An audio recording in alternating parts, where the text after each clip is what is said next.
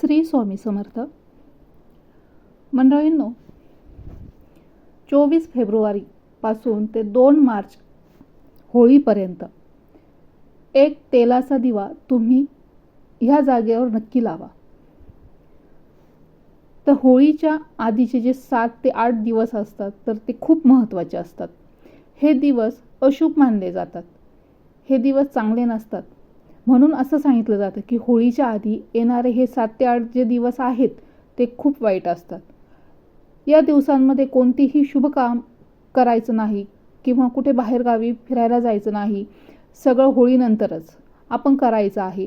हे दिवस नकारात्मकतेने भरलेले असतात, वाईट शक्तींनी भरलेले असतात. त्यांचे सावट आपल्यावर पडू नये, ती ऊर्जा आपल्या घरात येऊ नये यासाठी आपण एक दिवा आपल्या घराच्या बाहेर उजव्या बाजूला किंवा डाव्या बाजूला उंबरठ्याच्या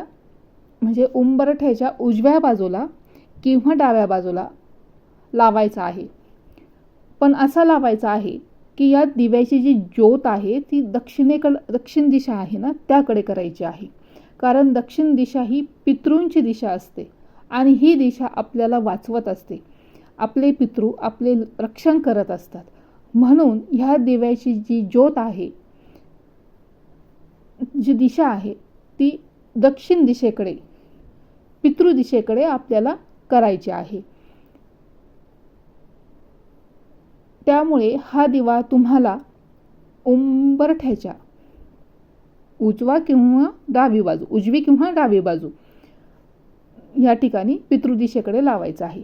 पण त्यामध्ये तुम्हाला त्या दिव्यामध्ये तुम्हाला राईचं तेल म्हणजे मोहरीचं तेल किंवा तिळाचं तेल हे टाकूनच दिवा लावायचा आहे.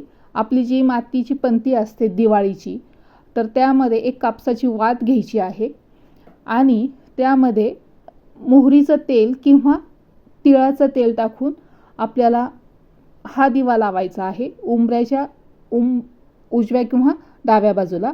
पण त्याची दिशा, जी ज्योत आहे त्याची दिशा दक्षिण दिशेकडे करायची आहे. कारण दक्षिण दिशा ही पितृंची दिशा असते आणि तेच आपले रक्षण करतात.